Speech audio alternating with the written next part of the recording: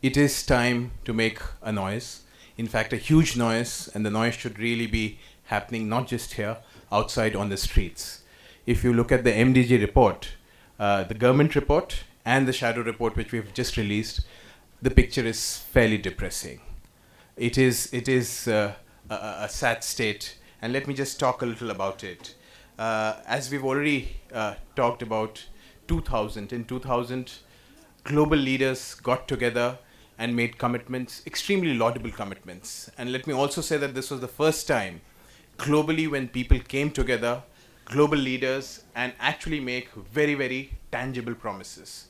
Promises to reduce poverty, to reduce maternal mortality, infant mortality, other diseases, and so on, with very tangible action plans. Uh, However, if you really go back and look at the last 10 years, it's a sad story of missed opportunities.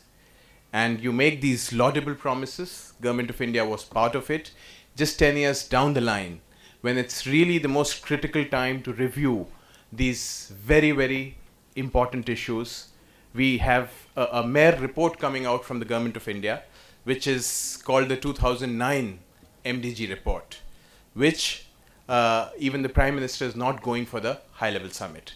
So it's a fairly odd situation. The most central questions of our country, of extreme poverty, of hunger, are going to be discussed, and we don't have the Prime Minister visiting there, and we have our Foreign Minister going and going with a report, which the report itself says is a statistical exercise.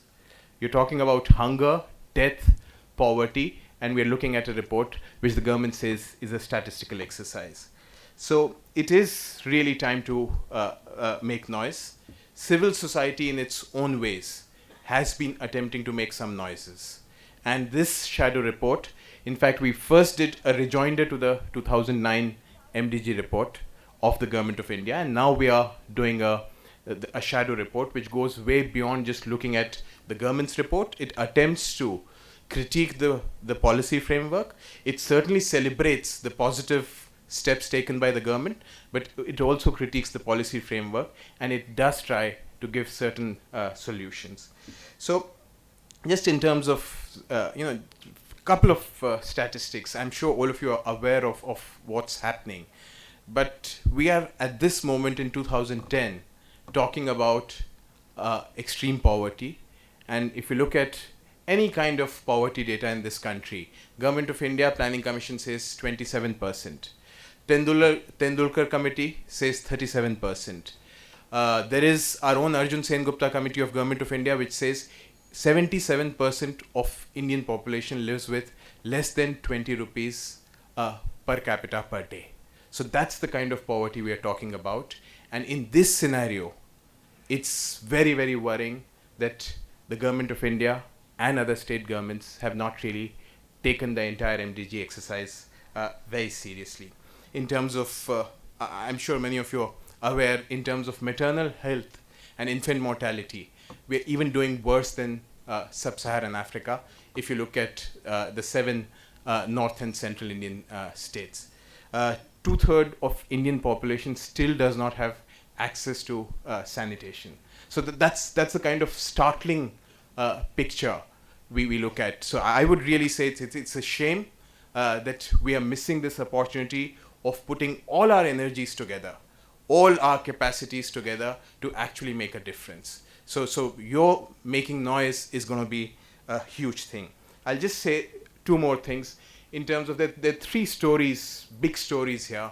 One is, which I have already talked of, that if you look at the 7 North Indian states, Rajasthan, Uttar Pradesh, Bihar, Jharkhand, Orissa, Madhya Pradesh, Chhattisgarh, then you're looking at a picture which is worse than sub-Saharan Africa.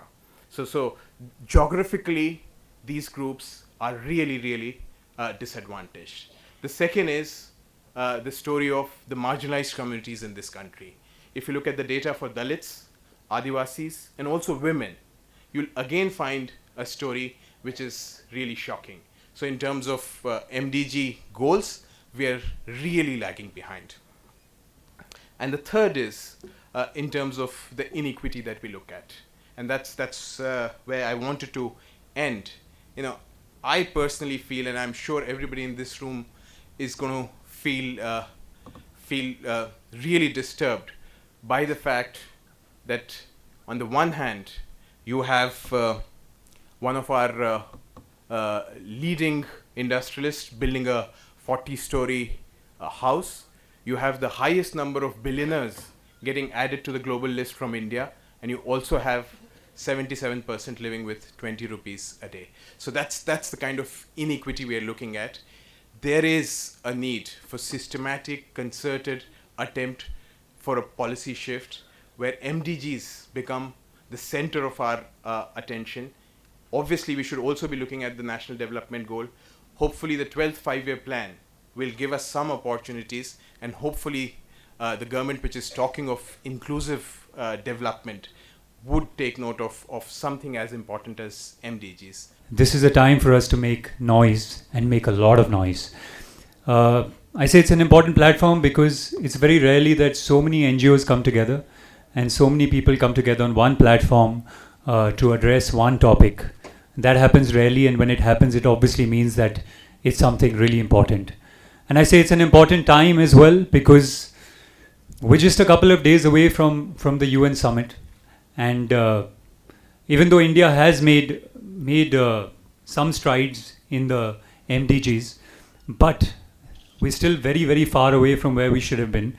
And the biggest problem is that if India doesn't meet its goals, then the world fails in meeting its goals because India plays a really, really large part. So it's a really important time and it's a really important platform, and I think we should make the most of this. Secondly, I think it's a really important festival as well because call me biased, but I believe that cinema has a large reach and a large responsibility.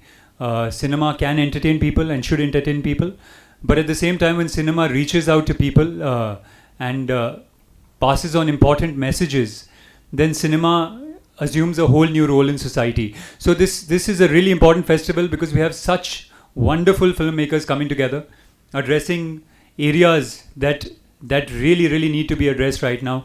And these are films that should reach out to lots of people so that we can make a difference. So we should find a way of taking these films not only for this festival, but also using these films to reach out to a large number of people, in smaller places, in smaller areas, so that we can create enough awareness and we can create enough noise. So thank you so much. Thank you so much for having me on this platform. And like he said, let's not just make noise here. Let's go out and make noise as well. Let's get onto the streets and let's just create some ruckus so that people can hear our voices. And because our voices really, really, really need to be heard, and they need to be heard right now. And here may I say that in the field of climate change, this issue becomes critically important.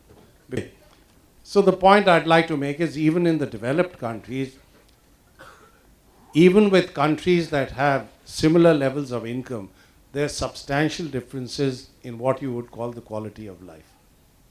And much of this depends on the issues that I've been hearing discussed over here. Gender equality, certainly the whole issue of providing a safety net to people so that when things go wrong, they have something to fall back on, and ensuring that there is some degree of equitable distribution of income and wealth.